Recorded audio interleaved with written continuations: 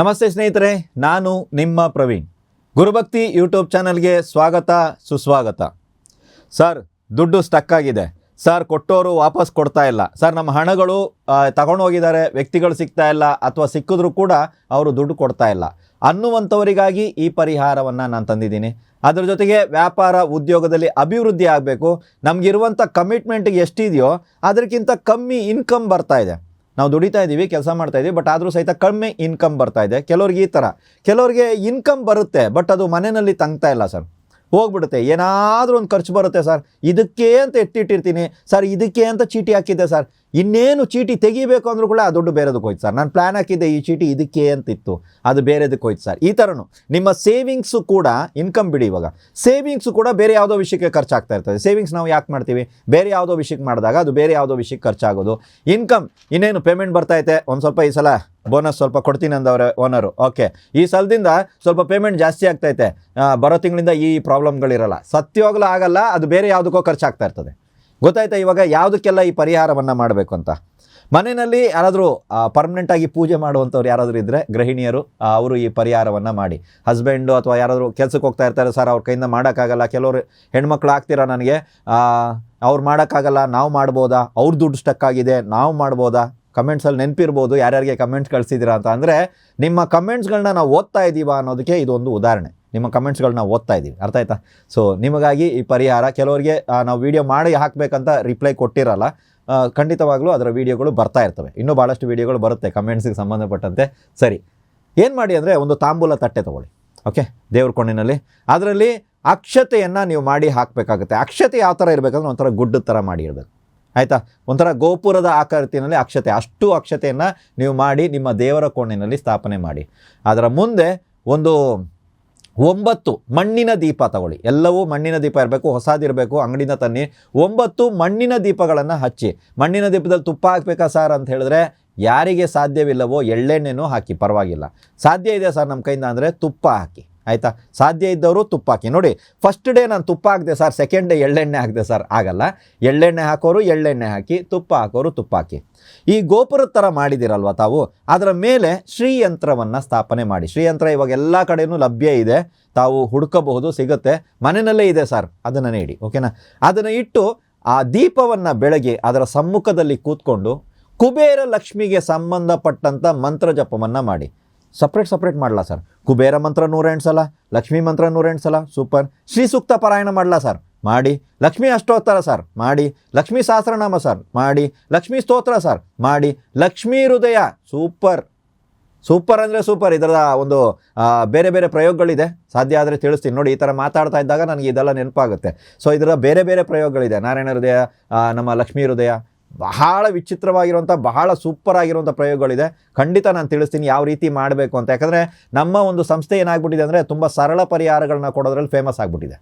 So ಒಂದು ಸ್ವಲ್ಪ depth ಆಗಿರೋದು, ಪ್ರಭಾವಶಾಲಿ ಪರಿಹಾರಗಳು, ವೃತ್ತಾದಿಗಳಿಂದ ನಿಮ್ಮ ಸಮಸ್ಯೆಗಳಿಗೆ ಪರಿಹಾರಗಳು ಖಂಡಿತ ನಮ್ಮ ಸಂಸ್ಥೆ ಕಡೆಯಿಂದ ಬಂದೇ ಬರುತ್ತೆ. ಇವಾಗ ಇಲ್ಲಿಗೆ ಬರೋಣ ವಿಷಯಕ್ಕೆ, ಸರಿನಾ? ಸೊ ಗೋಪುರ ಮಾಡಿದ್ದೀರಾ, ಅದ್ರ ಮೇಲೆ ಶ್ರೀಯಂತ್ರ ಸ್ಥಾಪನೆ ಆಗಿದೆ. ಅದರ ಸಮ್ಮುಖದಲ್ಲಿ ಕೂತ್ಕೊಂಡು 108 ಸಲ ಆದರೂ ಕನಿಷ್ಠ ಪಕ್ಷ ಲಕ್ಷ್ಮೀ ಮಂತ್ರವನ್ನು ಜಪ ಮಾಡಿ. ಲಕ್ಷ್ಮೀ ಗಾಯತ್ರಿ ಮಂತ್ರ ಗೊತ್ತಾ? ಕನಿಷ್ಠ ಅದನ್ನು ಜಪ ಮಾಡಿ. ಲಕ್ಷ್ಮೀ ಅಷ್ಟೋತ್ತರ ಇದೆಯಾ? ಲಕ್ಷ್ಮೀ ಶತನಾಮಾವಳಿ ಇದೆಯಾ? ನಿಮಗೆ ಸಮಯ ಹೇಗಿದೆ ಅನ್ನೋದನ್ನು ನೋಡಿ.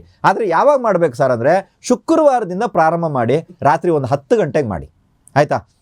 ಊಟ ಮಾಡೋದಕ್ಕಿಂತ ಮುಂಚೆ ಮಾಡಿ. ಊಟ ಎಲ್ಲ ಮಾಡಿದ್ದೀನಿ, ಜಬರ್ದಸ್ತಾಗಿ ಹೊಟ್ಟೆ ತುಂಬೈತೆ, ಬಂದು ಕೂತ್ಕೊಂಡು ಪ್ರಯೋಗ ಮಾಡಲಾ ಗುರುಗಳಂದರೆ ಮಾಡಬೇಡಿ. ಊಟ ಮಾಡೋದಕ್ಕಿಂತ ಮುಂಚೆನೇ ಒಂದು 10 ಗಂಟೆಯಾಗಿ ಪ್ರಯೋಗ ಮಾಡಿ. ಮ್ಯಾಕ್ಸಿಮಮ್ ಅಂದರೆ ಒಂದು 9:30 ನಂತರ ಈ ಪ್ರಯೋಗ ಮಾಡಬೇಕು. ರಾತ್ರಿನೇ ನಾನು ಹೇಳ್ತಾ ಇರೋದು, ಕೇಳಿಸ್ಕೊಂಡಿದ್ದು ಸರಿ ಇದೆ. ಕೆಲವ್ರಿಗೆ ಅನಿಸುತ್ತೆ ಸಂಧ್ಯಾಕಾಲದಲ್ಲಿ ತಾನೇ ಲಕ್ಷ್ಮೀ ಪೂಜೆ ಮಾಡಬೇಕು, ಇದ್ಯಾವುದು ಇದು ಹೊಸದು ಅಂತ. ನೀವು ಮಾಡಿ ನೋಡಿ. ಸ್ಟಕ್ ಆಗಿದೆ ಅಮೌಂಟು, ಯಾರೋ ನನ್ನ ದುಡ್ಡು ತಗೊಂಡು ಹೋಗಿದ್ದಾರೆ, ದುಡ್ಡು ಕೊಡ್ತಾ ಇಲ್ಲ, ಬಂಡವಾಳ ವಿಚಾರ ಆಗಿರ್ಬೋದು, ಬೇರೆ ಯಾವುದೇ ವಿಚಾರದಲ್ಲಿ ನನ್ನ ಅಮೌಂಟು ಸ್ಟಕ್ ಆಗಿದೆ, ನನಗೆ ಬರಬೇಕು, ನಿಯತ್ತಾಗಿ ದುಡ್ದಿರೋ ದುಡ್ಡು, ನನ್ನ ದುಡ್ಡು ಗುರುಗಳೇ, ನಾನು ಯಾರ್ದು ಬೇರೆಯವ್ರದ್ದು ಕೇಳ್ತಾ ಇಲ್ಲ, ಯಾರು ಹೊಟ್ಟೆ ಮೇಲೆ ಹೊಡೆದಿರೋ ದುಡ್ಡಲ್ಲ, ನನ್ನ ದುಡ್ಡು. ಇದೆಯಾ ನಿಮ್ಮ ಹತ್ರ ಧೈರ್ಯ? ನನ್ನ ಯಜಮಾನರು ಕೊಟ್ಟಿದ್ದಾರೆ, ನನ್ನ ಹೆಂಡತಿ ಕೊಟ್ಟಿದ್ದಾರೆ, ನಮ್ಮ ಅಣ್ಣ ಕೊಟ್ಟಿದ್ದಾರೆ, ನಮ್ಮ ಅಕ್ಕ ಕೊಟ್ಟಿದ್ದಾನೆ, ಯಾವುದೇ ಇರಲಿ, ಆ ದುಡ್ಡುಗಳು ಆಟೋಮೆಟಿಕ್ ಆಗಿ ನಿಮಗೆ ಬರೋದಕ್ಕೆ ಸ್ಟಾರ್ಟ್ ಆಗುತ್ತೆ. ಯಾವುದೇ ಹಣ ನಿಮ್ಮಿಂದ ದೂರ ಹೋಗಿದ್ರೆ ಅದು ಬರೋದಕ್ಕೆ ಸ್ಟಾರ್ಟ್ ಆಗುತ್ತೆ. ಧನಾಭಿವೃದ್ಧಿ ಆಗೋದಕ್ಕೆ ಸ್ಟಾರ್ಟ್ ಆಗುತ್ತೆ. ಅದು ಕೆಲಸದ ವಿಚಾರದಲ್ಲಿರ್ಬೋದು, ವ್ಯಾಪಾರ ವಿಚಾರದಲ್ಲಿರ್ಬೋದು, ಧನಾಗಮನ ಆಗೋದಕ್ಕೆ ಸ್ಟಾರ್ಟ್ ಆಗುತ್ತೆ. ಹಣಕಾಸಿಗೆ ಸಂಬಂಧಪಟ್ಟಂಥ ಏನೇ ಸಮಸ್ಯೆ ಇರಲಿ, ನಾನು ಇಂಥದ್ದೇ ಅಂತ ಮೆನ್ಷನ್ ಮತ್ತೆ ಮಾಡ್ತಾ ಇಲ್ಲ, ಹಣಕಾಸಿಗೆ ಸಂಬಂಧಪಟ್ಟಂಥ ಸಮಸ್ಯೆಗಳು ಏನೇ ಇರಲಿ ಅಥವಾ ನಿತ್ಯ ದರಿದ್ರತೆ ಇರಲಿ, ಪರಿಪೂರ್ಣವಾಗಿ ತೊಲಗುತ್ತೆ. ಇವಾಗ ಒಂದನೇ ದಿನ ಈ ಪೂಜೆ ಆಯಿತು. ಎರಡನೇ ದಿನ ಏನು ಸಾರ್ ಮಾಡೋದು? ಎರಡನೇ ದಿನ ಎಲ್ಲವೂ ಹಾಗೇ ಇದೆ, ದೀಪಕ್ಕೆ ಎಣ್ಣೆ ಇತ್ಯಾದಿಗಳನ್ನು ಹಾಕಿ ಮತ್ತೆ ಅದೇ ಪ್ರಯೋಗವನ್ನು ಮತ್ತೆ ಮುಂದುವರಿಸಿ. ಯಾಕಂದರೆ ತಟ್ಟೆ ಇದೆ, ಆ ಒಂದು ನಮ್ಮ ಅಕ್ಷತೆಯ ಒಂದು ಗೂಡನ್ನು ನಾವು ಆಲ್ರೆಡಿ ಇಟ್ಟಿದ್ದೀವಿ, ಅದರ ಮೇಲೆ ಶ್ರೀಯಂತ್ರ ಸ್ಥಾಪನೆ ಆಗಿದೆ, ಅದನ್ನೆಲ್ಲ ಏನೂ ತೆಗಿಯೋಕೆ ಹೋಗ್ಬಿಡಿ. ಕನಿಷ್ಠ ಪಕ್ಷ 11, ಕನಿಷ್ಠ ಪಕ್ಷ 21 ದಿನ ನೀವು ನೋಡಿ, ಮನೆಯಲ್ಲಿ ಯಾವುದೇ ರೀತಿಯಾದ ಅಂಟು ಮುಟ್ಟು ಮೈಲಿಗೆ ಇಲ್ಲದ ಪಕ್ಷದಲ್ಲಿ ಕನಿಷ್ಠ ಪಕ್ಷ 21 ದಿನಗಳಾದರೂ ಈ ಪ್ರಯೋಗವನ್ನು ಮುಂದುವರಿಸಿ. ಸರ್ ಇದನ್ನು ಪ್ರತಿದಿನ ಮಾಡೋಕ್ಕಾಗಲ್ಲ, ನಮ್ಗೆ ಸ್ವಲ್ಪ ಪ್ರಾಬ್ಲಮ್ ಇದೆ ಸರ್. ಪ್ರತಿ ಶುಕ್ರವಾರ ಮಾಡೋಕ್ಕಾಗತ್ತಾ? ಪ್ರತಿ ಶುಕ್ರವಾರ ಆಗುತ್ತಾ ನೋಡಿ? ಅಂಟು ಮುಟ್ಟು ಮೈಲಿಗೆ ಇರಬಾರ್ದು, ಮತ್ತೆ ಹೇಳ್ತಾ ಇದ್ದೀನಿ. ಸೊ ಪ್ರತಿ ಶುಕ್ರವಾರ ರಾತ್ರಿ 10 ಗಂಟೆಗೆ ಸೇಮ್ ಅದನ್ನು ಎಲ್ಲಿದೆಯೋ ಹಾಗೇ ಇಡಿ, ಎಲ್ಲವನ್ನು ಹಾಗೇ ಇಡಿ. ಪ್ರತಿ ಶುಕ್ರವಾರ ದೀಪ ಇತ್ಯಾದಿಗಳನ್ನ ಮಾಡಿ. ಮತ್ತು ಸಾಧ್ಯ ಆದರೆ ಸಿಹಿ ಏನಾದರೂ ಒಂದು ಸ್ವಲ್ಪ ನೈವೇದ್ಯ ತಾಯಿಗೋಸ್ಕರ, ಆ ಪ್ರಸಾದವನ್ನು ನೀವೇ ಸೇವಿಸಬೇಕು. ಮನೆಯವ್ರು ಬಿಟ್ಟು ಬೇರೆ ಯಾರಿಗೂ ಆ ಪ್ರಸಾದ ಕೊಡೋಂಗಿಲ್ಲ, ಲಕ್ಷ್ಮೀ ಪ್ರಸಾದ ಕೊಡೋ ಹಾಗಿಲ್ಲ, ನೀವೇ ಸೇವಿಸಬೇಕು. ಸ್ವಲ್ಪ ಸಿಹಿ, ಇಷ್ಟೆಲ್ಲ ಮಾಡಬೇಡಿ, ಯಾವುದೇ ರೀತಿಯ ಪ್ರಸಾದಗಳನ್ನ ಮಾಡಿ, ಸ್ವಲ್ಪ ಸಿಹಿಯನ್ನು ಮಾಡಿ.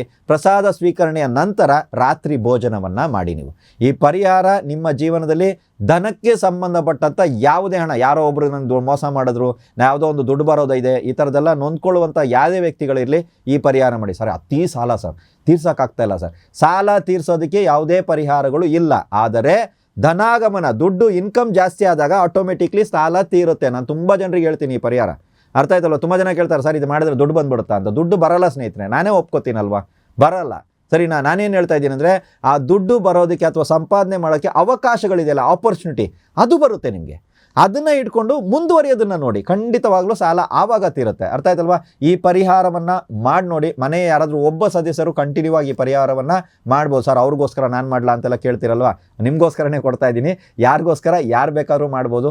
ಆದರೆ ಅಲ್ಲಿ ನಿಮ್ಮ ವಿನಂತಿಯನ್ನು ಹೇಳಿ, ಯಾವ ಕಾರಣಕ್ಕೆ ತಾವು ಮಾಡ್ತಾ ಇದ್ದೀರಾ, ತಮಗೆ ಏನು ಬೇಕು, ನಮಗೇನು ಬೇಕು ಅಂತ ಕೇಳೋದು ನಮ್ಮ ಕೆಲಸ, ಕೊಡೋದು ಬಿಡೋದು ಗೊತ್ತಿಲ್ಲ ನನಗೆ. ಅರ್ಥ ಆಯ್ತಲ್ವಾ? ಸೊ ಕೇಳೋದು ನಮ್ಮ ಒಂದು ಇದಿರುತ್ತೆ, ಕೋರಿಕೆ ನಿಮ್ಮದನ್ನು ನೀವಿಡಿ. ನಿಮ್ಮ ಪ್ರಾರ್ಥನೆಯನ್ನು ತಾಯಿಗೆ ಒಪ್ಪಿಸಿ ಪ್ರಯೋಗವನ್ನು ಮಾಡಿ ನೋಡಿ. ಎಲ್ರಿಗೂ ಒಳ್ಳೆಯದಾಗಲಿ.